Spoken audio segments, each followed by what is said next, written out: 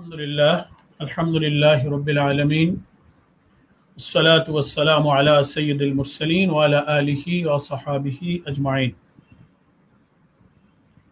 শহীদি কাফেলা আমাদের প্রিয় সংগঠন বাংলাদেশ ইসলামী ছাত্র শিবির আয়োজিত আজকের এই সিরাতুন নবী সাল্লাল্লাহু আলাইহি ওয়াসাল্লাম সম্মেলনের প্রিয় সভাপতি, শহীদি কাফেলার কেন্দ্রীয় সভাপতি ছাত্রনেতা সিরাজুল ইসলাম, আজকের এই সিরাত সম্মেলনের সঞ্চালক ইসলামী ছাত্র শিবিরের সেক্রেটারি জেনারেল ছাত্রনেতা সালাউদ্দিন আইয়ুবী, আমার আগে আজকের এই সিরাত সম্মেলনে যারা আলোচনা করেছেন, অর্থাৎ একেবারেই আমার কিছুক্ষণ আগে যিনি আলোচনা শেষ করলেন, বিশিষ্ট ইসলামী চিন্তাবিদ বাংলাদেশ জামাত ইসলামীর সহকারী সেক্রেটারি জেনারেল মাওলানা এটিএম মাসুম আলোচনা করেছেন, বিশিষ্ট ইসলামী চিন্তাবিদ জামাত ইসলামীর অন্যতম সহকারী সেক্রেটারি জেনারেল মাওলানা আব্দুল হালিম আলোচনায় অংশ নিয়েছেন, বাংলাদেশের একজন বরেণ্য আলেম, বহু আলেমের উস্তাদ, বিশিষ্ট ইসলামী চিন্তাবিদ। আমি ছাত্র জীবনে যার আলোচনা অত্যন্ত মুগ্ধ হয়ে শুনতাম, হযরত মাওলানা লুৎফর রহমান সাহেব, এবং আলোচনায় অংশ নিয়েছেন অধ্যক্ষ মাওলানা কামারউদ্দিন জাফরি, বিশিষ্ট আলোচক এবং মিডিয়া ব্যক্তিত্ব এবং বাংলাদেশের একজন আন্তর্জাতিক খ্যাতিসম্পন্ন বটে ইসলামী চিন্তাবিদ মাওলানা কামারউদ্দিন জাফরি। এবং আজকের এই ফেসবুক লাইভে সম্প্রচারিত সিরাত সম্মেলনে প্রযুক্তির মাধ্যমে যারা দেশে এবং প্রবাস থেকে যুক্ত হয়েছেন, আমার সম্মানিত দ্বীনী ভাই ও বোনেরা, আসসালামু আলাইকুম ওয়া রাহমাতুল্লাহি ওয়া বারাকাতুহু। মহান আল্লাহ তাআলার দরবারে আল্লাহর খাস রহমত কামনা করে আমরা সবাই শুকরিয়া আদায় করছি যে শহীদি কাফেলার এই চমৎকার আয়োজন সিরাতুন নবী সাল্লাল্লাহু আলাইহি ওয়াসাল্লাম সম্মেলনে সংযুক্ত হয়ে ধারাবাহিকভাবে আমাদেরকে রাসূল সাল্লাল্লাহু আলাইহি ওয়াসাল্লামের জীবনের বিভিন্ন দিক এবং বিভাগের উপরে কিছু আলোচনা শুনবার এই চমৎকার সুযোগ দান করেছেন এবং আমাদেরকেও এই নেয়ামতে ভরা প্রোগ্রামে সংযুক্ত হবার তৌফিক দান করেছেন। আলহামদুলিল্লাহ রাব্বিল আলামিন। এবং আল্লাহ তাআলার কাছে আমি তৌফিক কামনা করছি। আমার একেবারেই শেষ অংশে আমার উপরে দায়িত্ব পড়েছে একটা নির্দিষ্ট বিষয়ের উপরে সংক্ষিপ্ত আলোচনা পেশ করার। আমার আলোচনার বিষয় বলা হয়েছে কল্যাণমুখী রাষ্ট্র প্রতিষ্ঠায় রাসূল সাল্লাল্লাহু আলাইহি ওয়াসাল্লাম। তো এই বিষয়ের উপরে 25 মিনিট আধা ঘন্টায় আসলে এটা বলতেই হবে আল্লাহ শুকরিয়া আদায় করে, রাসূল সাল্লাল্লাহু আলাইহি ওয়াসাল্লাম এমন এক বহুমুখী প্রতিভা, বহুমুখী নেয়ামত বরকতপূর্ণ চরিত্রের অধিকারী ছিলেন যে কোনো আলোচনায় যে কোনোভাবে রাসূল সাল্লাল্লাহু আলাইহি ওয়াসাল্লামকে বিশ্ববাসীর সামনে কিন্তু উপস্থাপন করার সুযোগ আল্লাহ তাআলা রেখেছেন।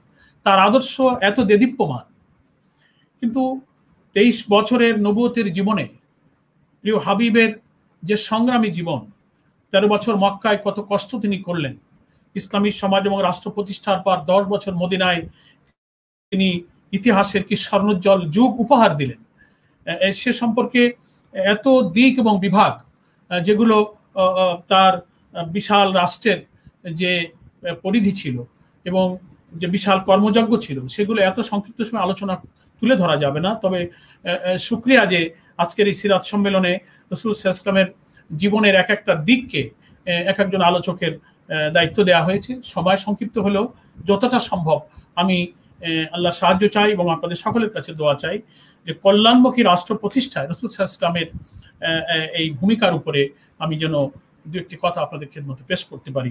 ওমা তৌফিক ইল্লা বিল্লাহ। সম্মানিত ভাই ও বোনেরা, আমি এই আলোচনার যে বিষয় শিরোনামটা ঠিক করা হয়েছে কল্যাণমুখী রাষ্ট্র প্রতিষ্ঠায় রাসূল সাল্লাল্লাহু আলাইহি ওয়াসাল্লাম।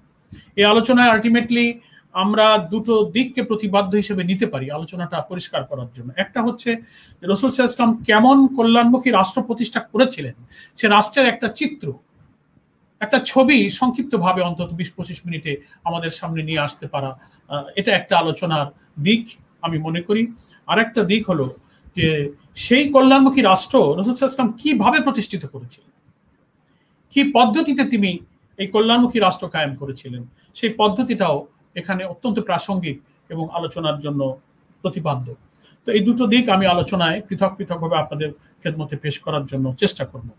পয়লা কথা হচ্ছে, সে আলোচনায় যাওয়ার শুরুতেই আমাদের বুঝে নেওয়া দরকার যে কল্যাণমুখী রাষ্ট্র প্রতিষ্ঠায় রসুলের ভূমিকা যেহেতু আমরা আলোচনা করছি, তো সে কল্যাণমুখী রাষ্ট্র কথাটার অর্থ কি, কল্যাণ রাষ্ট্র বলতে কি বোঝায়, এটা একটু বোঝা দরকার। পৃথিবীতে অনেক সমাজবিজ্ঞানী, অনেক রাষ্ট্রবিজ্ঞানী, অনেক দার্শনিকরা কল্যাণমুখী রাষ্ট্রের, কল্যাণ রাষ্ট্র অর্থাৎ ওয়েলফেয়ার স্টেট সম্পর্কে অনেক কথা বলেছেন। সমাজবিজ্ঞানী মার্শাল, রুশো, লক, মিল, এরা যে লেইজেস ফেয়ার থিওরি, কল্যাণ রাষ্ট্রের যে ধারণা দিয়েছেন, আসলে প্র্যাকটিক্যালি দেখা গিয়েছে সে রাষ্ট্রগুলো কল্যাণ রাষ্ট্র নয়, এটা একটা পুলিশি রাষ্ট্র, একটা পুলিশ স্টেট হিসেবে সেগুলো কিন্তু প্রতিষ্ঠিত হয়েছিল। এবং উইকিপিডিয়াতে ওয়েলফেয়ার স্টেট অর্থাৎ কল্যাণ রাষ্ট্রের যে ধারণা দেওয়া হয়েছে, সেখানে বলা হয়েছে যে welfare state is a form of government in which the state protects and promotes the economic and social wellbeing of the citizens based upon the principle of equal opportunity, equitable distribution of wealth, and public responsibility for citizens unable to avail themselves of the minimum provisions for a good life. অর্থাৎ এখানে উইকিপিডিয়াতে welfare state বা কল্যাণ রাষ্ট্র বলতে বোঝানো হচ্ছে যে welfare রাষ্ট্রের সরকারের একটা এমন একটা রাষ্ট্রের ধারণা যেখানে রাষ্ট্র তাদের নাগরিকদের সামাজিক, অর্থনৈতিক এবং কল্যাণকে রক্ষা করবে, উন্নয়ন করবে এবং এক্ষেত্রে একটা গুরুত্বপূর্ণ ভূমিকা পালন করবে।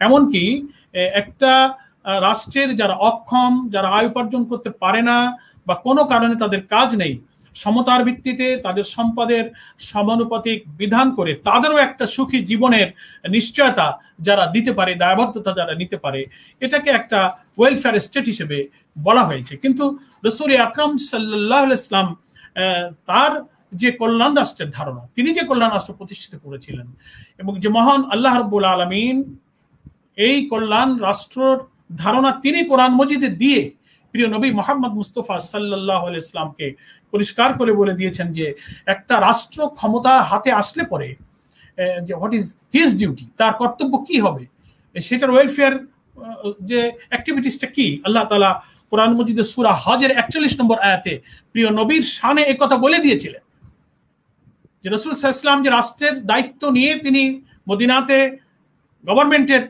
একটা দায়িত্ব গ্রহণ করলেন, সে দায়িত্বটা, সেই ক্ষমতার কল্যাণ কি। আল্লাহ রাব্বুল আলামিন বলছেন সূরা হজের 41 নম্বর আয়াতে, আল্লাযিনা ইম্মাক্কান্নাহুম ফিল আরদ আকামুস সালাতা ওয়া আতাউজ যাকাতা ওয়া আমরু বিল মারুফ ওয়া নাহাউ আনিল মুনকার। চারটা কাজ এখানে বলা হয়েছে। ইসলামিক কল্যাণ রাষ্ট্রের, রাসূল সাল্লাল্লাহু আলাইহি ওয়াসাল্লামের কল্যাণমুখী রাষ্ট্রের চারটা বৈশিষ্ট্য আল্লাহ তাআলা এখানে উল্লেখ করেছেন। এক হচ্ছে আল্লাহ তাআলা শুরুতে বলছেন যে আল্লাযিনা ইম্মাক্কান্নাহুম ফিল আরদ, যাদেরকে পৃথিবীর উপরে ক্ষমতাবান করা হবে, রাষ্ট্র ক্ষমতার দায়িত্বে যারা আসবে, যারা ক্ষমতা প্রাপ্ত হবে, তাদের প্রথম কাজ কি? আল্লাহ তাআলা বলছেন first and foremost duty of the state আকামুস সালাহ, সালাত প্রতিষ্ঠার মধ্য দিয়ে নাগরিকদের, জনগণের চরিত্র গঠন করতে হবে। নৈতিকতা গঠন করার মূল মাধ্যম হচ্ছে প্রতিদিন 5 বার আল্লাহ তাআলার কাছে হাজির হয়েছে যে আল্লাহর গোলাম, আল্লাহর দাস এবং তার যে একজন মালিক আছে, তার আদেশ নির্দেশ বিধিবিধান প্রতিদিন 5 বার স্মরণ করে নিজের চরিত্রকে আল্লাহমুখী করবে। এটা হচ্ছে প্রথম ডিউটি। সেকেন্ড ডিউটি আল্লাহ তাআলা বলে দিচ্ছেন ওয়াতাউজ যাকাত, যাকাত ভিত্তিক একটা অর্থনীতি, অর্থ ব্যবস্থা চালু করে মানুষের মৌলিক প্রয়োজন রাষ্ট্রের পূরণ করবে। তৃতীয় দায়িত্ব আল্লাহ তাআলা এখানে বলছেন আমর বিল মারুফ, সমস্ত ভালো কাজগুলো চালু করে দেবে। এটা রাষ্ট্রের দায়িত্ব। আমর, হুকুম, এটা রাষ্ট্র ছাড়া মানুষের উপরে কোনো আদেশ কিন্তু একজন ব্যক্তি ইন্ডিভিজুয়ালি তাকে দাওয়াত দিতে পারে, অনুরোধ করতে পারে। এটা আমর বিল মারুফ হয় না, এটা অনুরোধ বিল মারুফ হইতে পারে। কিন্তু আল্লাহ বলছেন আমর, আদেশ, এবং আদেশ দেওয়ার একটা পজিশন হচ্ছে রাষ্ট্র। রাষ্ট্রের পজিশনে না গেলে সে কিন্তু হুকুম জারি করতে পারে না। আল্লাহ বলছেন রাষ্ট্রের তৃতীয় দায়িত্ব হচ্ছে আমর বিল মারুফ, সমস্ত ভালো কাজ, সৎ কাজগুলো সে রাষ্ট্র চালু করবে। এবং চতুর্থ কাজ হচ্ছে ওয়া নাহাউ আনিল মুনকার, এবং সমস্ত অকল্যাণকর কাজ, ক্ষতির এবং খারাপ কাজগুলো সমাজকে সে বন্ধ করে দিয়ে সমাজকে পবিত্র করবে। এই চারটি কাজ, একটা হচ্ছে চরিত্র গঠন করা, দুই হচ্ছে অর্থনীতির ব্যাপারে মানুষের মৌলিক প্রয়োজন, ভাত, কাপড়, শিক্ষা, চিকিৎসা, বাসস্থান, তার সমস্ত হকগুলো ফিরিয়ে দেওয়া, তৃতীয় হচ্ছে সমাজের সমস্ত ভালো কাজগুলো চালু করা এবং সমস্ত অকল্যাণের কাজগুলোকে বন্ধ করে দেওয়া। এটা সূরা হজে আল্লাহ তাআলা তার প্রিয় হাবিবকে কল্যাণমুখী রাষ্ট্র কায়েমের চারটা কাজ, কল্যাণমুখী, দুনিয়ার মানুষ তো ওয়েলফেয়ার স্টেটের সংজ্ঞা দিয়েছে। আল্লাহ তাআলা যে ওয়েলফেয়ার স্টেটের সংজ্ঞা দিচ্ছেন সেটা হচ্ছে 4টি বৈশিষ্ট্য। চরিত্র গঠন করো, মানুষের অর্থনৈতিক সমস্যার সমাধান করো, সমস্ত ভালো কাজ চালু করো, আর সমস্ত মন্দ কাজকে বন্ধ করে দাও। প্রিয় ভাইরা আমার, ফলে আমরা দেখতে পাই যে রাসূল সাল্লাল্লাহু আলাইহি ওয়াসাল্লাম যে কল্যাণমুখী রাষ্ট্র প্রতিষ্ঠা করেছিলেন, এটা রাসূলের পৃথিবীতে আগমনের এটাই ছিল উদ্দেশ্য। আল্লাহ তাআলা সূরা হাদিদ, আমরা যদি সেখানে চোখ বুলাই, হাদিদের 25 নম্বর আয়াতে আল্লাহ পরিষ্কার করে আমাদের আখিরি নবী মুহাম্মদ মুস্তাফা সাল্লাল্লাহু আলাইহি ওয়াসাল্লাম সহ সমস্ত আম্বিয়া কেরাম পৃথিবীতে কেন এসেছেন তার লক্ষ্য বলতে গিয়ে বলছেন, লাকাদ আরসালনা রুসুলানা বিল বাইয়িনাতি ওয়া আনজালনা মাআহুমুল কিতাবা ওয়াল মিজানা লিয়াকুমান নাসু বিল কিসত ওয়া আনজালনাল হাদিদ ফীহি বাসুন শাদীদ ওয়া মানাফিউ লিন-নাস। পরিষ্কার করে আল্লাহ তাআলা বলছেন যে আমি রাসূলগণকে পাঠিয়েছি, বাইয়িনা দিয়েছি, মিজান দিয়েছি, কিতাব দিয়েছি, সমস্ত বিধি বিধান, ভালো মন্দ, ন্যায় অন্যায় মাপার মানদণ্ড সবকিছু কিতাব, মিজান, বাইয়িনা সব দিয়েছি। কি জন্য? কি কারণ? উদ্দেশ্য কি? রাসূল কেন আসলেন? লাকাদ আরসালনা রুসুলানা বহু বচন, শুধু আখেরি নবী না, সমস্ত নবীগণকে পাঠানোর উদ্দেশ্য তাদের কাছে কিতাব আকারে, সহিফা আকারে, বাইয়িনা, বিধান, মানদণ্ড সবকিছু দিয়ে পাঠানো হয়েছে। তাদের ডিউটি কি? লিয়াকুমান নাসু বিল কিসত। নাস শব্দটা উল্লেখ করা হয়। লিয়াকুমান নাস, কুম মানে প্রতিষ্ঠিত করা, খাড়া করা, কায়েম করা, দাঁড় করানো, এস্টাবলিশ করা। কিসের উপরে? বিল কিসত, সুবিচার। কিসত মানে হচ্ছে সুবিচার, ইনসাফ, জাস্টিস। যার যা হক নাগরিকের তাকে দিতে পারা, এটার নাম হচ্ছে সুবিচার, ইনসাফ, জাস্টিস। এটা যেন সমস্ত আম্বিয়া কেরামরা পৃথিবীর যে মানব জাতির উপর, এবং বলা হয়েছে কি শুধু মুসলমান কে দিন মানলো আর মানলো না, কে ঈমান আনলো আর আনলো না, সেটা কোনো বিষয় নয়। আল্লাহ তাআলা বলে দিচ্ছেন যে এই সুবিচারটা হবে সকলের জন্য, লিয়াকুমান নাস, সমস্ত মানুষ, ফর হোল ম্যানকাইন্ড, সমস্ত বিশ্ব মানবতার কল্যাণের জন্য আল্লাহর নবীকে পাঠানো হয়েছে। এবং আমাদের আখেরি নবী ছিলেন রিসালাতের সেই ধারাবাহিকতায় সর্বশেষ নবী খাতামুন নবিয়্যিন মুহাম্মদ মুস্তাফা সাল্লাল্লাহু আলাইহি ওয়াসাল্লাম। তাহলে দেখা যাচ্ছে যে রাসূলের আমার উদ্দেশ্যই হচ্ছে যে কল্যাণমুখী রাষ্ট্র প্রতিষ্ঠিত করা। শুধু নামাজ, শুধু রোজা, শুধু হজ, শুধু যাকাত, ব্যক্তিগত জীবনে কিছু ধর্ম পালন, এটাই যদি উদ্দেশ্য হতো, আল্লাহ তাআলা সূরা হাদীদের 25 নম্বর আয়াত কি জন্য উল্লেখ করে? এখানে বলছেন ওয়া আনজালনাল হাদীদ।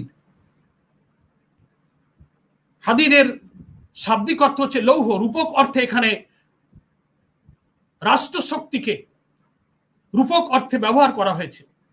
রাষ্ট্র শক্তি দিয়ে এই যে কিতাব, মিজান, বাইয়িনা, এগুলো দিয়ে মানবতার সুবিচারের জন্য একটা রাষ্ট্র ব্যবস্থাকে, যা লৌহের মতো ক্ষমতাবান, ফি বাসুন শাদীদ ওয়া মানাফিউ লিন-নাস, এটার মধ্যে, রাষ্ট্রের মধ্যে শক্তি আছে।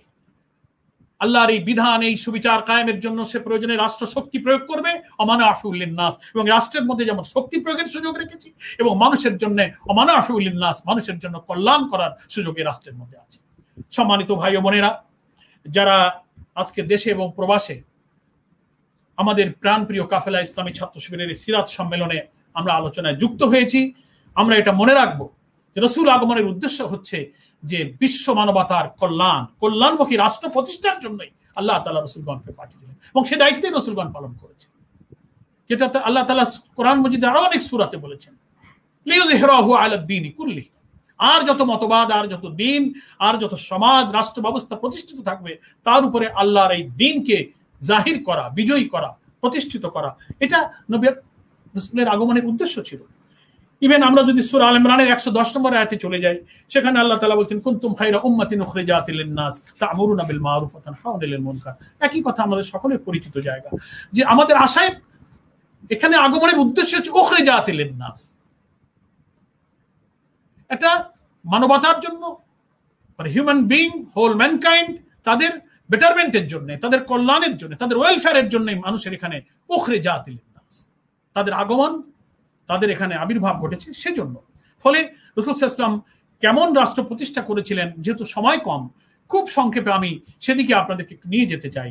ছোট্ট একটা ছবি যদি আঁকি, সেখানে আমি শুরুতে এটা তো বলতে চাইবো, যত কল্যাণ রাষ্ট্রের সঙ্গে আজকের সমাজবিজ্ঞানী, দার্শনিক, রাষ্ট্রবিজ্ঞানীরা দিক না কেন, আল্লাহ তাআলা কল্যাণ রাষ্ট্রের যে ধারণা কোরআন মজিদের সূরা হজের 41 নম্বর আয়াতে আমাদেরকে উল্লেখ করে বলেছেন, সেখান থেকেই রাসূল সাল্লাল্লাহু আলাইহি ওয়াসাল্লাম কিন্তু একটি কল্যাণ রাষ্ট্র প্রতিষ্ঠিত করেছিলেন।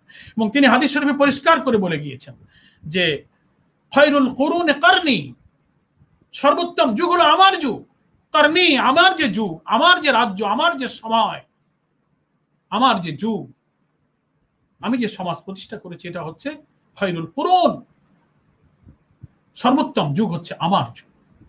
এবং ওই হাদিসে আল্লাহ তাআলা তো বলেছেন যে সুম্মাল্লাযিনা ইয়ালুনাহুম সুম্মাল্লাযিনা ইয়ালুনাহুম, পরবর্তী ধারাবাহিক সমাজ ব্যবস্থার একটা অবস্থা সম্পর্কে তিনি ধারণা দিয়েছেন যে এই নবুয়তের পরে আসবে খেলাফত, তারপরে আসবে রাজতন্ত্র, তারপরে আসবে স্বৈরতন্ত্র বা জুলুমতন্ত্র, তারপরে আসবে খেলাফত আলা মিন হাযিহিন নবুওয়াত।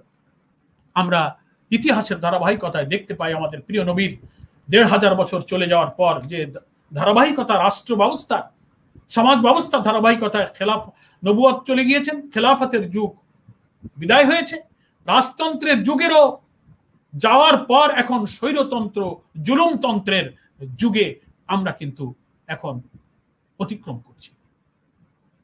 আমরা একটা ফ্যাসিজম, একটা স্বৈরাচার এর যুগ আমরা একটা কিন্তু অতিবাহিত, উই আর পাসিং নাও ফ্যাসিজমকে আমরা অতিক্রম করছি। এরপরেই আল্লাহ রসুলের ভবিষ্যৎবাণী হচ্ছে খেলাফত আলা মিন হাযিহিন নবুওয়াত, সেদিকে আমরা চলে যাচ্ছি। এবং রাসূল সাল্লাল্লাহু আলাইহি ওয়াসাল্লাম নিজেই কোরআন মজিদে এই বর্ণনা, তার নিবের হাদিসের মধ্যে একটা বর্ণনা দিয়েছেন। আল্লাহ তাআলা কোরআন মজিদে রাসূলের যে চরিত্র, তার যে যুগ, তার যে আদর্শ, তার যে আইডিওলজি সম্পর্কে পরিষ্কার করে আল্লাহ তাআলা বলেছেন, লাকাদ কানা লাকুম ফি রাসূলিল্লাহি উসওয়াতুন হাসানা। রাসূলের জীবনই তো সর্বোত্তম আদর্শ, সর্বোত্তম যুগ তো তারটাই হবে, কিন্তু সবচেয়ে শ্রেষ্ঠ আদর্শ দিয়ে তাকেই তো রাহমাতুল লিল আলামিন, সমস্ত আলমের জন্য রহমত, শান্তি। ইন্না আরসালনাকা, এই কথা বলে আল্লাহ তাআলা বলছেন যে তিনি ছিলেন গোটা আলমের জন্য রহমত, রাহমাতুল লিল আলামিন। তো আলমের মধ্যে তো মানবতা সব কিছু বুঝায়, সমস্ত মখলুক হচ্ছে আলমের অন্তর্ভুক্ত, তাদের সকলের জন্য তিনি ছিলেন শান্তি স্বরূপ। তো শান্তি স্বরূপ অর্থ কি? তার আদর্শ মানলে শান্তি, তার আখলাক মানলে শান্তি, তার যে বিধান, তার যে আদেশ সমাজে, রাষ্ট্রে, ব্যক্তি, পারিবারিক জীবনের সব জায়গায় মানলেই তিনি রাহমাতুল লিল আলামিন। ফলে তিনি তার জীবদ্দশায় সেটা তিনি তার 10 বছরের শাসনামলে তিনি সেটা মেনেছিলেন, রাষ্ট্রে সেটা কায়েম করেছিলেন, এবং সারা আলমের জন্য তিনি রহমত স্বরূপ নিজেকে প্রমাণ করে তিনি যে উসওয়াতুন হাসানা ছিলেন, সর্বোত্তম আদর্শ, তিনি সেটা প্রমাণ করেছেন। এবং রাসূলের রাষ্ট্রের যে ছবি, তার প্রথম বৈশিষ্ট্য আমি বলবো, কল্যাণমুখী রাষ্ট্রের প্রথম মডেল রাসূল যেটা স্থাপন করেছেন, তিনি সেটা বলেছেন, আমাদের রাষ্ট্র ব্যবস্থায় আজকাল আধুনিক রাষ্ট্রবিজ্ঞানে, গণতান্ত্রিক নানান ডেমোক্রেসির ব্যাখ্যায় আমরা যেটা বলতে চাই যে মানুষকে সার্বভৌম ক্ষমতার দায়িত্ব দেওয়া হয়, যে জনগণই ক্ষমতার উৎস, sovereignty belongs to the people. Allah রাসূল সাল্লাল্লাহু আলাইহি ওয়াসাল্লাম তার কল্যাণমুখী রাষ্ট্রের প্রথম ভিত্তি স্থাপন করেছিলেন যে না, সার্বভৌম ক্ষমতার উৎস হবে আল্লাহ। ইনিল হুকমু ইল্লা লিল্লাহ, আমারা আল্লাহ তা'বুদু ইল্লা ইয়্যা, যালিকাল দীনুল কাইয়্যিম, সূরা ইউসুফ 40 নম্বর আয়াতে। আল্লাহ ছাড়া আর কেউ আদেশ করার অধিকারী নয়, কোন সভরেনিটি, কোন sovereign power, there is no leader, there is no government, there is no parliament, there is no supreme authority ইল্লাল্লাহ, একমাত্র আল্লাহ ছাড়া। আল্লাহ রাসূল সাল্লাল্লাহু আলাইহি ওয়াসাল্লাম ইসলামী কল্যাণমুখী রাষ্ট্রের ভিত্তি স্থাপন করতে গিয়ে তিনি বলেছেন যে ইনিল হুকমু ইল্লা লিল্লাহ, আল্লাহ ছাড়া কোনো হুকুম করার সার্বভৌম ক্ষমতার, কারণ সার্বভৌম ক্ষমতা হতে গেলে কি লাগে? সার্বভৌম ক্ষমতা হতে গেলে তার চিরঞ্জীব, চিরস্থায়ী, ভবিষ্যৎ, অতীত, বর্তমান সবকিছু জানলে ওয়াল আলিমুল গায়ব ওয়াস শাহাদাতি হুয়ার রহমানুর রহিম, লিল্লাহি মা ফিস সামাওয়াতি ওয়া মা ফিল আরদ। আয়াতুল কুরসিতে আল্লাহ পাকের যে বৈশিষ্ট্যগুলো বর্ণিত হয়েছে, ওটাই হচ্ছে সার্বভৌম ক্ষমতার সব বৈশিষ্ট্য। সময় কম বলে আমি বলতে পারছি না। আমার প্রিয় নবী মুহাম্মদ মুস্তাফা সাল্লাল্লাহু আলাইহি ওয়াসাল্লাম কল্যাণমুখী রাষ্ট্রের যে সভরেনিটির পাওয়ারটা, মানুষ যেটা বলে যে জনগণ ক্ষমতার উৎস, জনগণ পার্লামেন্টে যাবে, জনগণের ভোট নিয়ে প্রতিনিধিত্ব করে তারা যে আইন করবে তা দিয়ে রাষ্ট্র চলবে, রাসূল এটাকে নেগেট করেছেন। No, sovereignty belongs to the almighty Allah, সমস্ত সার্বভৌম ক্ষমতার উৎস হবে আল্লাহ। এটা ছিল রাসূলের কল্যাণমুখী রাষ্ট্রের মূল বৈশিষ্ট্য এবং ছবি। এবং কল্যাণমুখী রাষ্ট্র পেতে গেলে আল্লাহকে সর্বক্ষমতার উৎস মানতে হবে। সূরা আরাফের 54 নম্বর আয়াতে আল্লাহ বলেছেন, আলা লাহুল খালকু ওয়াল আমরু, সতর্ক হও, তার সৃষ্টিতে তারই হুকুম চলবে, এখানে কোনো মানুষের হুকুম চলবে না। ফলে মক্কার কাফের মুশরিকরা, আমরা সবাই জানি, রাসূল সাল্লাল্লাহু আলাইহি ওয়াসাল্লামকে এই দাওয়াত বন্ধ করতে বলেছিলেন। উনি যখন বলেছিলেন সাবা পর্বতে দাঁড়িয়ে ইয়া সাবাহা, সব লোক জড়ো হলো। তিনি যখন লা ইলাহা ইল্লাল্লাহ দাওয়াত দিলেন, তাব্বালাকা ইয়া হাম্মাম, তাকে অভিশাপ দেওয়া হলো, তার উপর ধ্বংস কামনা করা হলো, অত্যাচার শুরু হলো। এবং মক্কার কাফের মুশরিকরা রাসূল ইসলামের এই দাওয়াত বন্ধ করার জন্য তার চাচাকে দিয়ে অনুরোধ করালেন, তাকে অনুরোধ করলেন। রাসূল কি বলেছিলেন? আমার এক হাতে চাঁদ, অন্য হাতে সূর্য এনে দিলেও আমার এই দাওয়াত আমি বন্ধ করতে পারি না। কুরাইশরা বলেছিল যে আপনাকে আমরা আমাদের বাদশা বানাবো, সুন্দরী নারী দেব, ধন সম্পদের পাহাড় দেব, কিন্তু শর্ত হচ্ছে এই এক লা শারীকা আল্লাহর দাওয়াতটা আপনি দেবেন না। আল্লাহ রাসূল সেটা মানেননি। এটার নাম সভরেনিটি। ফলে কল্যাণমুখী রাষ্ট্র হতে গেলে সে কল্যাণমুখী রাষ্ট্রের ক্ষমতার উৎস হতে হবে, জনগণ নয়, সেটা হবে আল্লাহ তাআলার বিধান। নেক্সট হচ্ছে সরকার এবং জনগণের সম্পর্ক কল্যাণমুখী রাষ্ট্রের ক্ষেত্রে। আল্লাহ রাসূলের এটা রাসূল ইসলাম পরিষ্কার বলে গিয়েছেন, লা তাআতা ফি মাসিয়াতিন ইন্নামা ইতাআতু ফিল মারুফ। নাফরমানির কাজে কোনো আনুগত্য নেই, শুধু নেক কাজে আনুগত্য করা হবে। সূরা নিসার 59 নম্বর আয়াতে আল্লাহ তাআলা কি বলেছেন? সূরা নিসার 59 নম্বর আয়াত, যেখানে আল্লাহ তাআলা বলছেন পরিষ্কার করে, ইয়া আইয়ুহাল্লাযীনা আমানু আতিউল্লাহ আতিউর রাসূল ওয়া উলিল আমরি মিনকুম ফাইন তানাযাতুম ফি শাইইন ফারুদ্দু ইলাল্লাহি ওয়ার রাসূল। হে ঈমানদাররা, আনুগত্য করো খোদার, আনুগত্য করো রাসূলের, এবং তোমাদের মধ্যে আদেশ দানকারী লোক উলিল আমর, যারা আমরের পজিশনে যাবে, তাদের আদেশ তুমি মানো। এটা ছিল জনগণের সাথে সরকারের সম্পর্ক রাসূলের কল্যাণমুখী রাষ্ট্রের, এবং এটা তিনি করেছিলেন। এটার জন্য একটা ট্রান্সপারেন্সি, একটা গুড গভর্নেন্স, একটা জবাবদিহিতা, একটা অ্যাকাউন্টেবিলিটি, এগুলো গড়ে উঠেছিল এই রাষ্ট্রের মধ্যে। আপনি দেখেন রাসূলের সেই খেলাফতের, রাসূলের সেই নবুয়তের ধারাবাহিকতায় যে খেলাফত এসেছিল, উমর রাদিয়াল্লাহু তাআলা আনহু আমিরুল মুমিনিন মসজিদে খুতবা দিচ্ছেন, তার জামা কেন বড়? লোকেরা আমিরুল মুমিনিনকে প্রশ্ন করলেন যে আমরা যা জামার কাপড় পেয়েছি তাতে এত জামা বড় হওয়ার কথা নয়। তখন আমিরুল মুমিনিনের ছেলেকে দাঁড়িয়ে ব্যাখ্যা দিতে হলো যে আমার কাপড় আর আব্বার কাপড় দুইটাকে যুক্ত করে আব্বার কাপড়টা বড় করা হয়েছে। That is accountability. একজন বাদশা, একজন প্রেসিডেন্টের কাছে প্রশ্ন করার অধিকার জনগণের আছে, এবং তিনি তার জবাব দিচ্ছেন, উত্তেজিত হচ্ছেন না। একদিন খুতবায় ওমর রাদিয়াল্লাহু তাআলা আনহু মহিলাদের জন্য নসিহত করছেন যে মোহর যেটা দেন, মোহর কম করার জন্য মহিলাদেরকে উৎসাহ দিচ্ছেন যে তোমরা মোহরটা একটু কম করলে পুরুষের জন্য এহসান হয়।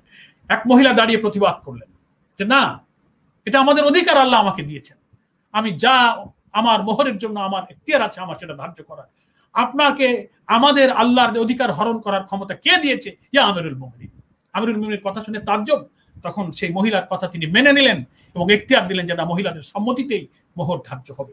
এই যে ওপিনিয়ন স্যাক্রিফাইস, একজন রাজা, একজন বাদশা, একজন রাষ্ট্র নায়ক, একজন নাগরিকের কথায় তার মত পরিবর্তন করলেন। রাসূলের কল্যাণমুখী রাষ্ট্রের জনগণ আর রাষ্ট্রের যে সম্পর্কটা এভাবে কিন্তু গড়ে উঠেছিল। নেক্সট, ব্যক্তি স্বাধীনতাও রাসূলের কল্যাণমুখী রাষ্ট্রে ছিল। কোন ব্যক্তিকে গ্রেফতার করা রাসূলের রাষ্ট্রের নির্দেশ ছিল যে আদালত কর্তৃক কারাদণ্ডপ্রাপ্ত ব্যক্তি এবং এমন কোন অভিযুক্ত যার তদন্ত এবং বিচার কাজে বাধা দিতে পারে কোনো ব্যক্তি, এমন ব্যক্তি ছাড়া কোন ব্যক্তিকে আটকানো যাবে না।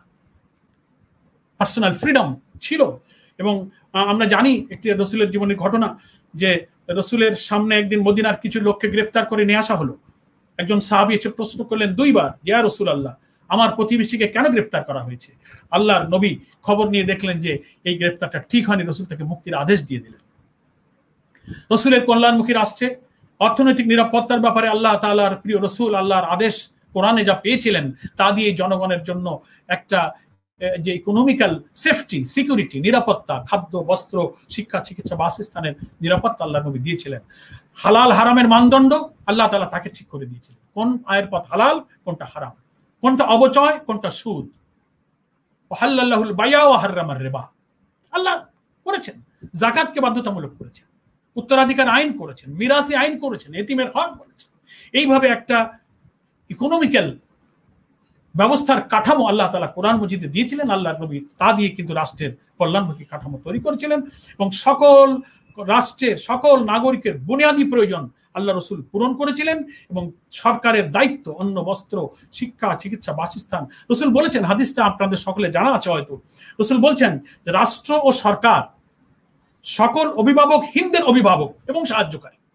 যার কোনো গার্জিয়ান নাই, যার দেখার কেউ নেই, তার গার্জিয়ান এবং সাহায্যকারী হচ্ছে রাসূল সাল্লাল্লাহু আলাইহি ওয়াসাল্লাম। উনি বলছেন এটা রাষ্ট্র, রাষ্ট্র হচ্ছে তার সাহায্যকারী। এবং আরেকটি হাদিস আল্লাহ রসুল বলছেন যে পশ্চাতে কোন বোঝা রেখে গেছে যে ব্যক্তি, অর্থাৎ কোন হাদিসে এই বোঝা বলতে ব্যাখ্যায় বোঝানো হয়েছে, মুহাদ্দিসরা বলেছেন ঋণ অথবা আশ্রয়হীন কোন স্ত্রী বা কোন পুত্রকে রেখে কোন ব্যক্তি ইন্তেকাল করেছে, এরকম পেছনে রেখে গেছেন এমন কোন ব্যক্তির যে বোঝা রেখে যাবে, সে যদি মারা যায় তাহলে সে বোঝা বহন করার দায়িত্ব আমার, অর্থাৎ রাষ্ট্রের। বিং প্রেসিডেন্ট তিনি কথা বলেছেন।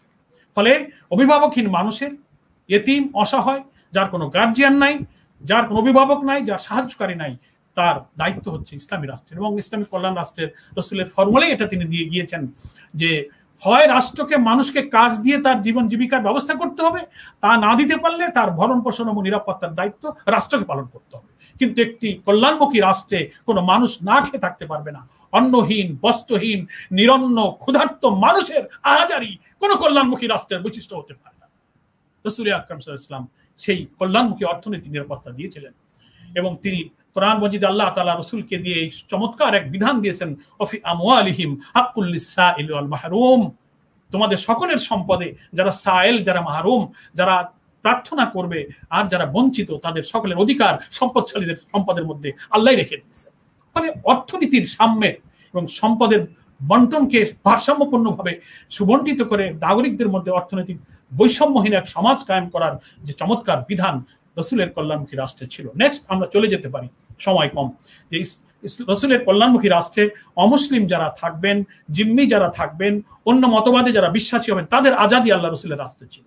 তারা ইসলামী রাষ্ট্রের সমালোচনা করতে পারবে নিয়মতান্ত্রিক পন্থায়, তারা সমালোচনা করতে পারে। অমুসলিম হোক, রসুলের রাষ্ট্রের পছন্দ করে না, কিন্তু সেই রাষ্ট্রের বিরুদ্ধে বিদ্রোহ করা, অনিয়মতান্ত্রিক উপায় সমালোচনাটা রসুল পছন্দ করতেন না।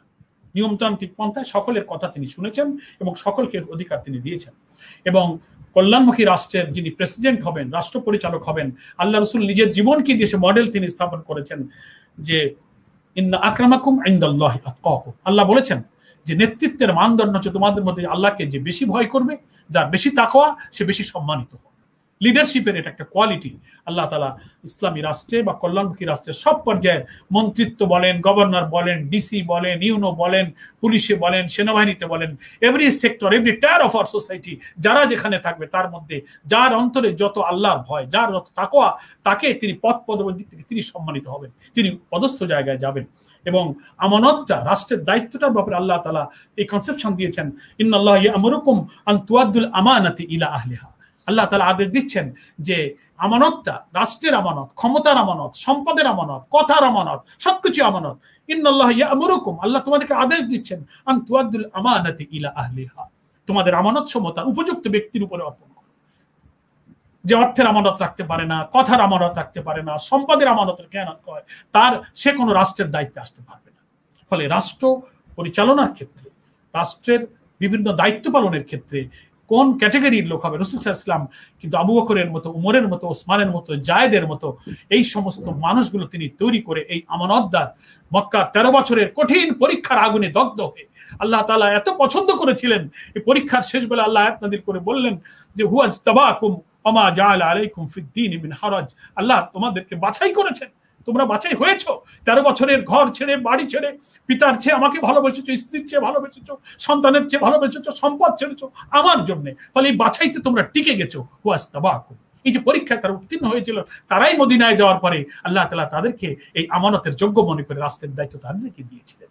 সম্মানিত ভাই ও বোনেরা, এটা রাসূলের কল্যাণমুখী রাষ্ট্রের যে মন্ত্রণালয়গুলো ছিল, রাষ্ট্রের যেমন সেক্টরগুলোতে যাদেরকে তিনি দায়িত্ব দিয়েছিলেন, এই পরীক্ষার আগুনে দগ্ধ হওয়া, পরীক্ষিত হওয়া, বাছাইতে টিকে যাওয়া মানুষদেরকেই আল্লাহ তাআলার এই প্রিয় নবী রাষ্ট্র পরিচালনার সব জায়গায় দায়িত্ব দিয়েছিলেন। এবং সে দায়িত্বের ক্ষেত্রে প্রধান দায়িত্বের ব্যাপারে আল্লাহ তাআলা কোরআন শরীফের সূরা নিসায় তো পরিষ্কার করে বলেছেন যে আর রিজালু কাওয়ামুনা আলান নিসা, এটাও কল্যাণমুখী রাষ্ট্রের একটা পলিসি যে পুরুষরা হবে রাষ্ট্রের প্রধান দায়িত্বে। পুরুষ নারী জাতির নেতা, উল্লেখযোগ্য ব্যতিক্রম ছাড়া রাষ্ট্রের দায়িত্ব নারীদের উপরে যাবে না। রাষ্ট্র সমাজ এর মূল কর্তৃত্বটা বিশেষ কোনো ব্যতিক্রম, খুব ইমার্জেন্সি কোনো এক্সেপশন ছাড়া নারীদের উপরে রাষ্ট্রের প্রধান দায়িত্বটা যাবে না, এটা আল্লাহ তাআলার বিধান। এবং কারণ কি, জন্মগতভাবে নারীরা গুরুদায়িত্ব বহন করার ব্যাপারে দৈহিক এবং মানসিকভাবে কিন্তু শক্তির দিক থেকে কম্পারেটিভলি তারা কিন্তু অতটা অধিকারী নয়, ক্ষমতাবান নয়। সে কারণে মানে ইসলামী কল্যাণমুখী রাষ্ট্রে, রসুলের কল্যাণমুখী রাষ্ট্রের মূল কর্তৃত্বে পুরুষরাই ছিলেন। হ্যাঁ, নারীরা পরামর্শ দিবে, রাষ্ট্র পরিচালনায় রসুলের উম্মুল মুমিনিন যারা ছিলেন যুদ্ধের ময়দানে পরামর্শ দিয়েছেন, রাষ্ট্র পরিচালনার সাহায্য দিয়েছেন। অর্থাৎ পার্লামেন্টারি ডেমোক্রেসির যে আদলটা, রাষ্ট্রপ্রধান পরামর্শ সবার কাছ থেকে নেবেন, সব শ্রেণী পেশার মানুষের, নারীদের শ্রেণীর পরামর্শ, শ্রমিকদের পরামর্শ, ছাত্রদের, সমস্ত ক্লাস অফ পিপল সবার কাছ থেকে পরামর্শ গ্রহণ করার একটা মেকানিজম সে রাষ্ট্র পরিচালনার মধ্যে থাকবে, যাতে প্রত্যেক সেক্টরের প্রতিনিধিত্বকারী ব্যক্তি যেন রাষ্ট্র পরিচালনায় পরামর্শে তারা শরিক হতে পারে, এমন একটা নিয়মতান্ত্রিক ব্যবস্থা কিন্তু ইসলামী রাষ্ট্রে থাকবে। কিন্তু মূল লিডারশিপ থাকবে কিন্তু পুরুষদের। সেখানে নারীদের নেতৃত্বটা ইসলামী কল্যাণমুখী রাষ্ট্রে পছন্দ করা হয়। আন্তর্জাতিক নীতির ক্ষেত্রে, পররাষ্ট্র নীতির ক্ষেত্রেও রাসূল সাল্লাল্লাহু আলাইহি ওয়াসাল্লাম বিদায় হজে কি চমৎকার নির্দেশনা দিয়েছেন। সময় কম বলে ওইটার ডিটেলস আলোচনা করা যাচ্ছে না, যে সেখানে তিনি সমস্ত মানুষের, অমুসলিমদের এবং দেশে এবং দুনিয়ার সমস্ত জায়গার মানুষের জান মাল ইজ্জতের নিরাপত্তার জন্য, মুসলমানদের জন্য আমানতের কথা তিনি বলেছেন, সমগ্র বিশ্বের শান্তি কল্যাণের জন্য তিনি আহ্বান জানিয়েছেন। আল্লাহ তাআলা কোরআন মজিদে তাকে গাইড দিয়েছেন যে কুনতুম খায়রা উম্মাতিন উখরিজাতিল লিন্নাস, সমস্ত মানুষের কল্যাণের জন্য আপনি এসেছেন। ফলে দেশ এবং দেশের বাইরে, আন্তর্জাতিক দিক থেকে, পররাষ্ট্রনীতির দিক থেকে সূরা মায়েদাতে 2 নম্বর আয়াতে আল্লাহ তাআলা বলেছেন, কোন এক পক্ষের শত্রুতা যেন তোমাদেরকে ইনসাফ থেকে বিচ্যুত না করে। কোন প্রতিবেশী রাষ্ট্রের সাথে আমার কোনো কারণে শত্রুতা আছে, তাই বলে আমি তার সাথে বেইনসাফি করব, এটা একটা ফরেন পলিসি, যে সে আমার শত্রু হতে পারে। আল্লাহ সূরা মায়েদার 2 নম্বর আয়াতে বলছেন যে কোন একটা পক্ষ তোমার শত্রু হতে পারে, কিন্তু সে কারণে তুমি যেন ইনসাফ থেকে বিচ্যুত না হও, তুমি ইনসাফের উপরে থাকো। সূরা আনফালের 61 নম্বর আয়াতে আল্লাহ বলছেন, অপর পক্ষ যদি সন্ধি করতে চায় তবে তোমরাও তার প্রতি অগ্রসর হও। তারা যদি কোনো আলোচনা চায়, ডায়ালগ চায়, নেগোসিয়েশন চায়, হ্যাঁ, কোনো শর্ত চায়, কোনো চুক্তিতে আবদ্ধ হয়ে শান্তি প্রতিষ্ঠার জন্য আল্লাহ তাআলা রাসূলকে গাইড দিয়েছেন যে তুমি সেই সন্ধির দিকে এগিয়ে যাও। বন্দীদের প্রতি সদাচরণের কথা বলে পররাষ্ট্র নীতি, আন্তর্জাতিক নীতিতে ইসলামী অর্থাৎ আল্লাহর নবীর যে কল্যাণমুখী রাষ্ট্র, সে উদাহরণ তিনি স্থাপন করেছেন। এবং গণতন্ত্র, জনমত, সংবিধান, এসব ব্যাপারে আল্লাহ রাসূল সাল্লাল্লাহু আলাইহি ওয়াসাল্লাম তার রাষ্ট্রে কিন্তু উদাহরণ তৈরি করে 57টি শর্ত বিশিষ্ট মদিনা সনদ, চার্টার অফ মদিনা যেটাকে বলা হয়, পৃথিবীর প্রথম লিখিত সংবিধান, যেখানে সমস্ত একটা স্বাধীন রাষ্ট্র হিসেবে, নবোত্থিত একটি নগর রাষ্ট্র হিসেবে সেখানকার সমস্ত বিরোধী গোত্র, সমাজ, রাষ্ট্রের সাথে তিনি কিভাবে চুক্তিতে আবদ্ধ হয়ে 57 আর্টিকেল সেই মদিনা সনদে ছিল, তার ভিত্তিতে তিনি একটি লিখিত সংবিধানের নজির তিনি কল্যাণমুখী রাষ্ট্রে কিন্তু তিনি তৈরি করেছেন। এবং দীর্ঘ 10 বছর পর নবী করিম সাল্লাল্লাহু আলাইহি ওয়াসাল্লাম রাষ্ট্রের প্রধান দায়িত্ব পালন করার পরে তিনি আল্লাহ তাআলার সাথে মিলিত হয়ে তিনি চলে গিয়েছিলেন। কিন্তু দেখুন, রাষ্ট্রপ্রধান নির্বাচনের যে চেইন, সেখানে কিন্তু ডেমোক্রেসিটা, পরামর্শটা, গণতন্ত্রটাকে তিনি কিভাবে কিন্তু প্রমোট করেছেন। তিনি কিন্তু বিদায়ের আগে কাউকে বলে যাননি যে তিনি তো তোমাদের খলিফা হবেন, তিনি তোমাদের নেক্সট রাষ্ট্রপ্রধান হবেন। স্থলভিষিক্ত নির্বাচনে তিনি কিন্তু কোনো স্পষ্ট নির্দিষ্ট কোনো নিশ্চিত নির্দেশ তিনি দিয়ে যাননি। কিন্তু পরবর্তীকালে কি হয়েছে, তারই যে নীরবতা, তিনি চলে গেলেন এবং তার লাশ দাফনের জন্য প্রায় 2 থেকে 2.5 দিন ডিলে করা হয়েছিল। পরবর্তী খলিফা কে হবেন সেটার জন্য সাহাবায়ে কেরামরা পরামর্শ করে পরবর্তী খলিফা স্থির করেছিলেন, সেটা পরামর্শের ভিত্তিতে। এবং রাসূল সাল্লাল্লাহু আলাইহি ওয়াসাল্লামের এই যে পরবর্তী রাষ্ট্রপ্রধান কে হবেন তার ব্যাপারে নির্দিষ্ট কোনো নির্দেশ, কোনো নিয়োগ তিনি দিয়ে যাননি। তার এই নীরবতা এবং আল্লাহর ওই কোরআন মজিদ আয়াতটা যেখানে বলা হয়েছে ওয়া শাবিরহুম ফিল আমর ফাইজা আযামতা ফাতাওয়াক্কাল আলাল্লাহ, আল্লাহ তাআলা তার রাসূলকে বলেছেন যে তুমি রাষ্ট্রীয় সব কাজে, সংগঠনের কাজে, রাষ্ট্রীয় কাজে তুমি তোমার সঙ্গীদের সাথে পরামর্শ করো। এই যে মাশওয়ারা ও আমরুহুম শুরা বাইনাহুম, তাদের বৈশিষ্ট্য যে তারা পরামর্শ করে সিদ্ধান্ত গ্রহণ করে। এই যে রাসূলের নীরবতা আর তাদের সামগ্রিক কাজে পরামর্শ করে সম্পন্ন হয়, আল্লাহরই নির্দেশের ভিত্তিতেই কিন্তু পরবর্তী খোলাফায়ে রাশেদা 4 জনই কিন্তু পরামর্শের ভিত্তিতে রাষ্ট্রপ্রধান নিযুক্ত হয়েছেন। ফলে গণতন্ত্র যেটাকে আমরা বলি, গণতন্ত্র বলতে ওই অর্থে আমরা গণতন্ত্র বিশ্বাস করি না যেটাকে ওয়েস্টার্ন ডেমোক্রেসি বলা হয়েছে, জনগণের সার্বভৌমত্ব যে গণতন্ত্রের ব্যাখ্যা, আমরা ওইটা বিলিভ করি না। আমাদের, আমি আলোচনা শুরুতে বলেছি, ইসলামিক কল্যাণ রাষ্ট্রের সার্বভৌমত্বের ভিত্তি হচ্ছে কি, sovereignty belongs to the almighty Allah, not যে সভারেনিটি বিলংস টু দ্য পিপল, আমরা এটাকে জনগণ সার্বভৌমত্বের উৎস, শক্তির উৎস, ক্ষমতার উৎস, এটা আমরা মানি না, এটা গণতন্ত্র না। কিন্তু রাষ্ট্রপ্রধান পরিবর্তনের ব্যাপারে জনমতের ভিত্তিতে সরকার গঠন, এই যে নিয়মতান্ত্রিকতা, এটাকে আপনি ডেমোক্রেসি বলবেন, একটা ডিসিপ্লিন বলবেন, একটা রুলস বলবেন, যা বলবেন, that is up to him, এটা আমাদের ব্যাপার।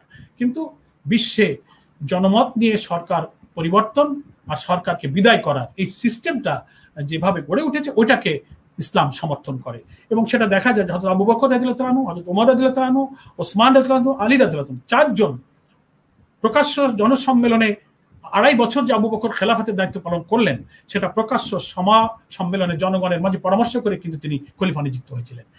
উনি কারো ডেপুটেড ছিলেন না, পরামর্শের ভিত্তিতে ছিলেন। এবং কত স্বর্ণযুগ সে খলিফার ছিল, ইতিহাস বলে 2.5 বছর তিনি রাজত্ব করেছেন, খেলাফত চালিয়েছেন। 2.5 বছরে রাষ্ট্রের কাছে কোনো মামলা দায়ের হয়নি। পার্সোনালি নিজেদের মধ্যে সমস্যা সালিশ করে সমস্যা এসেছে, আলোচনা হয়েছে, কিন্তু রাষ্ট্রের কাছে কোনো কেস, যেটাকে আমরা বলি আদালতের কাছে, 2.5 বছরে আবু বকরের আমলে কোনো মামলা দায়ের হয়নি। ওমর রাদিয়াল্লাহু আনহু খলিফা নিযুক্ত হয়েছিলেন, প্রবীণ এবং বিশিষ্ট সাহাবীদেরকে পৃথক পৃথকভাবে ডেকে আবু বকর পরামর্শ করে রেখেছিলেন। তারপরে সকলের মতামত নিয়ে হযরত ওমরকে খেলাফতের দায়িত্ব দিয়েছিলেন। সেটাও একা নয়, মতামত নেওয়া হয়েছিল। ওসমানের ব্যাপারে, রাদিয়াল্লাহু তাআলার ব্যাপারে আগের খলিফা 6 জনের বোর্ড গঠন করে দিয়েছিলেন। 6 জনের পরামর্শের ভিত্তিতে ওসমান রাদিয়াল্লাহু আনহু খলিফা হয়েছিলেন। আলী রাদিয়াল্লাহু আনহুর ব্যাপারে ওরকম কয়েকজন সাহাবী তো একেবারেই ওসমান রাদিয়াল্লাহু আনহু ঘরে চলে গেলেন যে আপনি আমাদেরকে খলিফা, হযরত আলী রাদিয়াল্লাহু আনহুর কাছে চলে গেলেন যে আপনি খেলাফতের দায়িত্ব গ্রহণ করেন, বারবার অনুরোধ করলেন। উনি বলেন না, আমি খেলাফতের দায়িত্ব নিতে পারবো না। কিন্তু আমিরুল মুমিনের কাছে বারবার জনগণ অনুরোধ করেছে যে না, আপনি আমাদের খলিফা হবেন। উনি বলেছেন যে না, আমি এটা পারবো না। তারপরে খুব বেশি অনুরোধের পরে হযরত আলী রাদিয়াল্লাহু আনহু বললেন যে তাহলে মসজিদে চলুন, গোপনে আমার খেলাফতের বায়াত হতে পারে না, সকল জনসাধারণের সামনে সকলের মতের ভিত্তিতে আমার খেলাফতের বায়াত হবে। এবং তিনি মসজিদ নববীতে গেলেন, আনসার মুহাজির এবং সম্মিলিত সমর্থনে তিনি কিন্তু খলিফা নিযুক্ত হলেন। আমি এই উদাহরণগুলো এই জন্য দিচ্ছি যে রসুলের কল্যাণমুখী রাষ্ট্র এবং পরবর্তী খেলাফত ব্যবস্থায় রাষ্ট্রপ্রধান নেতৃত্ব নির্বাচনের কেউ কাউকে নিয়োগ দিয়ে চলে যাবে, রাজার ছেলে রাজা হবে, পীরের ছেলে পীর হবে, কোনো জনমত ছাড়া, মতামত ছাড়া, ওপিনিয়ন ছাড়া, এটা রসুলের কল্যাণমুখী রাষ্ট্রের কোনো উদাহরণ নজির নয়। আজকের আধুনিক কল্যাণ রাষ্ট্রে যে সংজ্ঞা দেওয়া হয়েছে, সেখানে ডেমোক্রেসির কথা এটাই, কিন্তু সেই ডেমোক্রেসি তো আমরা মানি না। আমরা ভোটের আগের রাত্রিতে ভোট করে ফেলি, ভোট ছাড়া আমরা ঘোষণা দিয়ে ফেলি, এটাকে আমরা ডেমোক্রেসি বলি না। তো আজকে আমরা যারা রাসূল সাল্লাল্লাহু আলাইহি ওয়াসাল্লামের কল্যাণমুখী রাষ্ট্রের স্বপ্ন দেখি, তাদের কাছে এই ছবিগুলো, যে তিনি রাষ্ট্র কি কায়েম করেছিলেন। আমি লাস্ট একটা কথা বলতে চাই যে ন্যায় বিচার, স্বচ্ছতা, জবাবদিহিতা, এসব ব্যাপারে কিন্তু রাসূলের কল্যাণমুখী রাষ্ট্র তিনি সেটা নিজে কায়েম করে দেখিয়েছেন। এবং মহানবীর কল্যাণমুখী রাষ্ট্রের আইনের উদ্দেশ্য কিন্তু কাউকে শাস্তি দেওয়া ছিল না, বরং শাস্তির দরকার যেন না হয় এমন একটা পরিবেশ তৈরি করা কিন্তু রাসূলের কল্যাণমুখী রাষ্ট্রের কাজ ছিল। যে এমন ভাবে রাষ্ট্র তিনি চালাবেন কারোর জন্য শাস্তি পেতে না হয়, নেহায়েত যদি কোনো প্রয়োজন হয় তখন আদালতে আসবে। এবং এটাই ন্যায় বিচারের ব্যাপারে, স্বচ্ছতার ব্যাপারে, জবাবদিহির ব্যাপারে আল্লাহ রসুল এটা করেছেন, খলিফারও এটা করেছেন। বাড়িতে বাড়িতে গিয়ে অভুক্ত মানুষের খোঁজ নিয়েছেন, মাথায় আটা বহন করে নিয়ে গিয়েছেন, প্রসূতি মায়ের সেবা করার জন্য খলিফা ওমর নিজের স্ত্রীকে পাঠিয়ে দিয়েছেন। বিচারের নজির সেই নবুয়তের শাসনের ভিত্তিতে খোলাফা রাশিদিনরা কি করেছেন। হযরত আলীর শিরস্ত্রাণ চুরি হয়ে গেল, একজন ইহুদির বিরুদ্ধে তিনি অভিযোগ করলেন, আদালতে মামলা করলেন, কিন্তু কোর্ট সে মামলা খারিজ করে দিল। কারণ হলো যে আপনার ছেলেই তো সাক্ষী দেবে, ফলে ছেলের সাক্ষী আদালতে গ্রহণযোগ্য হবে না। সেজন্য ইহুদির পক্ষে রায় হয়ে গেল, আমিরুল মুমিনিনের মামলা খারিজ হয়ে গেল। এবং কোর্টে যখন হযরত আলী রাদিয়াল্লাহু আনহু গেলেন, সেটাও ইতিহাসে আছে যে আমিরুল মুমিনিনকে কোর্ট দেখলো, দেখে বিচারক দাঁড়িয়ে গেলেন সম্মানের কারণে।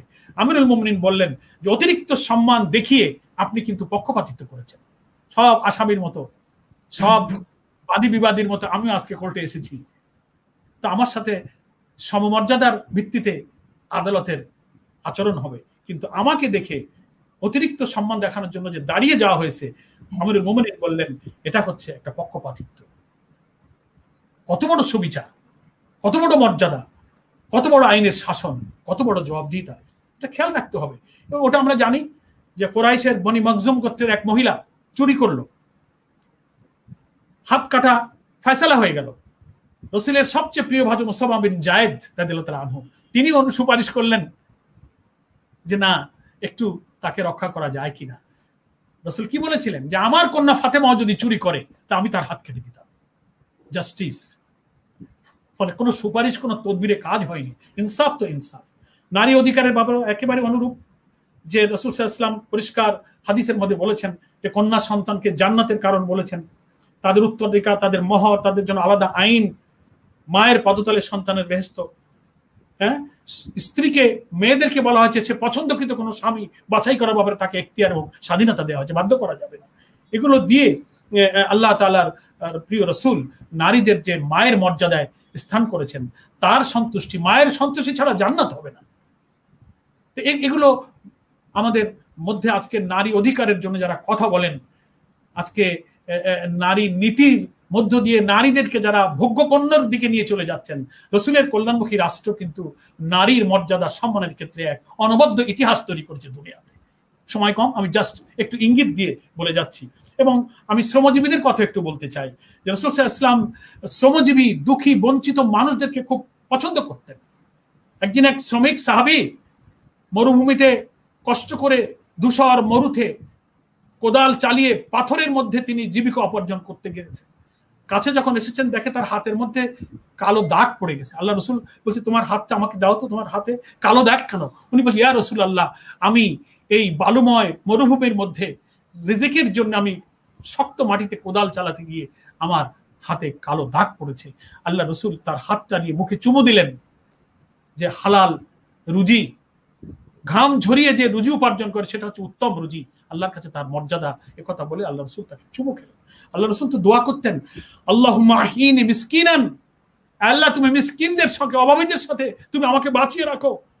ও আমিতনি মিসকিনান, অভাবী দুঃখী মানুষের সাথে আমার মৃত্যু দান করো। ও হাসিরনি ফি জুমরাতুল মাসাকিন, এবং হাসরের ময়দানেও এই মিসকিন, এই অভাবী দরিদ্র মানুষের সাথে আমার হাসর তুমি দান করো। আমি তো এই হাদিসটা পড়ে চিন্তা করি সমাজের অধিকার বঞ্চিত, খেটে খাওয়া, অভুক্ত, অনাহারী শ্রমিকদের জন্য একটা কল্যাণমুখী রাষ্ট্রে কি ব্যবস্থা আল্লাহ রাসূল করেছেন। তিনি বলেছেন যে মালিক যা খাবে পড়বে, শ্রমিকও তাই খাবে পড়বে। শ্রমিক যে কোম্পানিতে যে কাজে শ্রম দিবে, ওই মালিকের অধীনে ওই কোম্পানিতে যে লাভ হবে, সে লভ্যাংশে শ্রমিকের অধিকার থাকবে। সাধ্যের অতিরিক্ত তাকে বোঝা চাপানো যাবে না। তার অধীনে যে কৃতদাস হযরত আনাস রাদিয়াল্লাহু ছিলেন, আনাস কি বলেছেন যে আমি এত বছর তার সাথে ছিলাম, রাসূল কোনোদিন আমার সঙ্গে প্রশ্ন করেননি যে তুমি এই কাজটা কেন করোনি। দাসের প্রতি মালিকের কি আচরণ, কল্যাণমুখী রাষ্ট্রে কৃতদাস শ্রমিকদের জন্য মালিকের কি আচরণ হবে, আল্লাহর নবী সেটা কিন্তু এক চমৎকার উদাহরণ তিনি তৈরি করেছেন। প্রিয় ভাইরা, আসুন, আমি বলেছিলাম যে আমার আলোচনার দুটো ভাগ না করলে এই আলোচনাটা পরিষ্কার হয় না। একটা বলেছিলাম যে রসুলের কল্যাণমুখী রাষ্ট্রটা কেমন ছিল, তার একটা ছোটখাটো একটা চিত্র, সেটা আমি এতক্ষণ বললাম। শেষে আমি বলবো একটু দুটো কথা, কয়েক মিনিট হয়ে যাবে আমার, যে এই কল্যাণমুখী রাষ্ট্র কায়েম মহানবী কিভাবে করেছিলেন। এটাও তো এই আলোচনার অত্যন্ত প্রাসঙ্গিক একটি বিষয়। রসুল দুটো পদ্ধতিতে দিন কায়েম করেছিলেন। একটা করেছিলেন দাওয়াত এবং তাবলীগ, তানজিম এবং তারবিয়াতের মাধ্যমে একদল মুমিন ও যোগ্য লোক তিনি তৈরি করেছিলেন।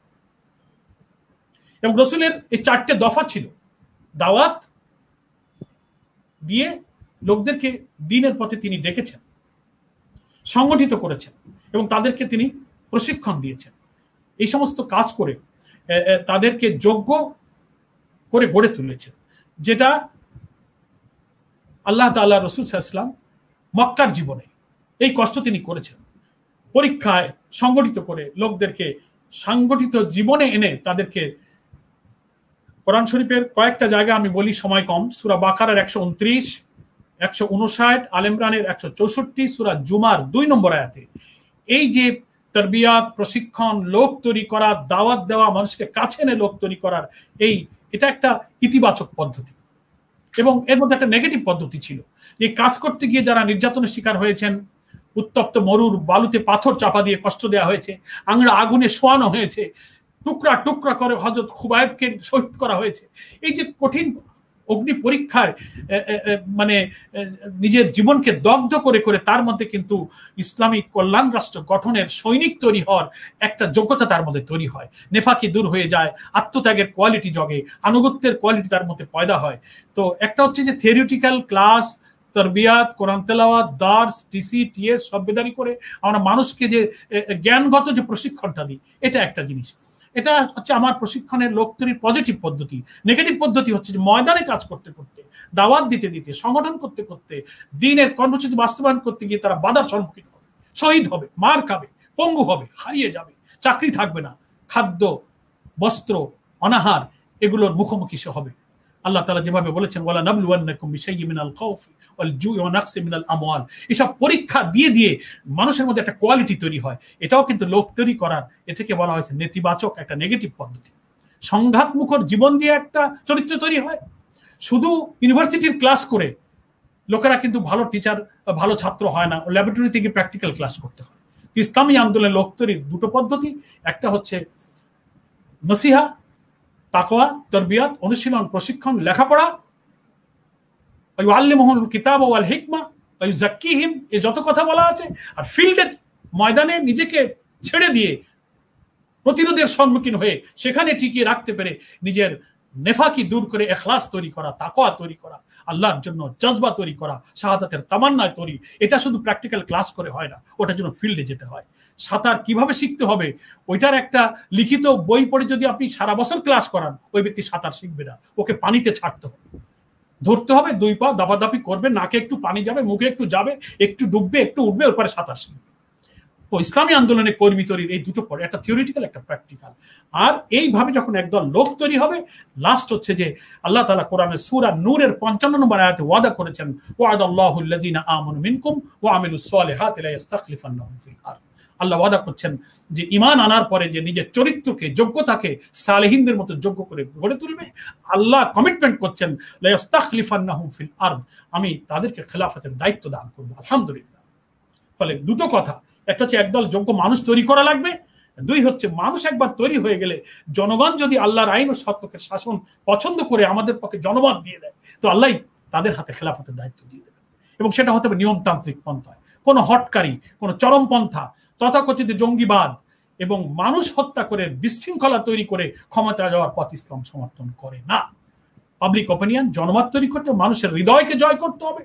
একটা কমিউনিটি, একটা টেরিটরি, একটা রাষ্ট্রের অধিকাংশ মানুষ যখন আল্লাহর আইন এবং সত্যের শাসনের পিপাসা যখন তাদের হৃদয় তৈরি হবে, জনগণই সমর্থন দিয়ে সরকার পরিবর্তনের যে নিয়মতান্ত্রিক পথেই সেই দলকে ক্ষমতায় নিয়ে আসবে।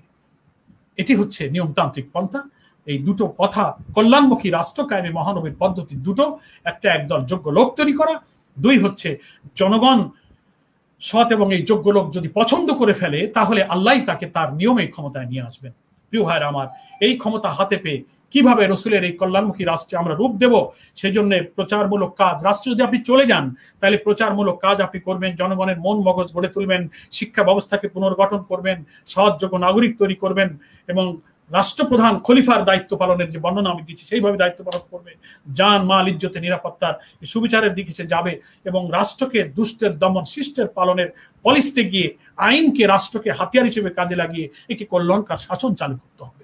আমরা শহীদি কাফেলা ইসলামী ছাত্র শিবিরের দিকে সেই স্বপ্নের নিয়ে আমরা তাকিয়ে আছি। তারাই রাসূল সাল্লাল্লাহু আলাইহি ওয়াসাল্লামের এই কল্যাণমুখী রাষ্ট্র কায়েমের এ জাতির শেষ ঠিকানা, আমাদের শেষ প্রত্যাশা।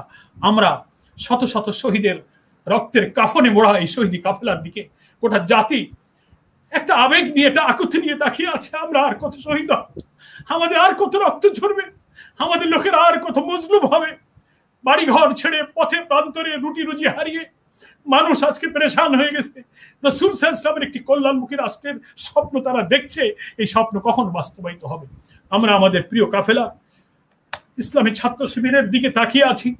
আজকে সিরাতুন নবী সাল্লাল্লাহু আলাইহি ওয়াসাল্লামের এই সম্মেলনের আয়োজনের মাধ্যমে সারা দেশ এবং দেশের বাইরে যারা আল্লাহ তাআলার দ্বীনকে জমিনে প্রতিষ্ঠিত করার রাসূলের সিরাতের আদলে এখানে আল্লাহ তাআলার সেই প্রিয় নবীর কল্যাণমুখী রাষ্ট্র যারা কায়েম করতে চাই, আমরা যদি সেইভাবে নিজেকে আত্মনিয়োগ করি, গড়ে তুলতে পারি এবং ইসলামী ছাত্র শিবিরের জন্য প্রাণ ভরে দোয়া করতে পারি, আমাদের সন্তানদেরকে, নতুন প্রজন্মকে আমাদের এই প্রিয় জন্মভূমি বাংলাদেশে রাসূলের একটি কল্যাণমুখী রাষ্ট্র গঠনের সংগ্রামের কাফেলার সৈনিক হিসেবে গড়ে দেওয়ার জন্য ভূমিকা রাখতে পারি, নিশ্চয়ই আমাদের সে স্বপ্ন ইনশাআল্লাহ পূরণ হবে।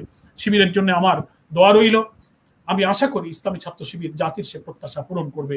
ঝড় ঝাপটা বাধা বিপত্তি আসবে, কিন্তু শিবির সমস্ত প্রতিবাদ প্রতিরোধকে অপ্রতিরোধ্য গতিতে মোকাবেলা করে সামনে এগিয়ে যাবে এবং এ জাতির 18 কোটি মানুষের সেই দুঃখ কষ্টের অবসান ঘটিয়ে নিরন্ন মানুষের কষ্ট, অনাহার, অন্নহীন বস্ত্রহীনের আকুতি বন্ধ করে দিয়ে নির্যাতিত নিপীড়িত মানুষের ভাগ্যে হেরার আলোকোজ্জ্বল সেই সোনালী দিন, সেই রসুলের এক সুন্দর কল্যাণমুখী রাষ্ট্র গঠনের জন্য তারা সেই বিজয়ের একটি স্বপ্ন আমাদেরকে দেখাবে, সেই প্রত্যাশা ব্যক্ত করে আজকের এই সিরাত সম্মেলনে আমাকে একটু কথা বলার সুযোগ দেওয়ার কারণে আল্লাহ শুকরিয়া আদায় করে সকলকে মোবারকবাদ জানিয়ে আমার নিজের জন্য দোয়ার দরখাস্ত পেশ করে আমার বক্তব্য শেষ করছি।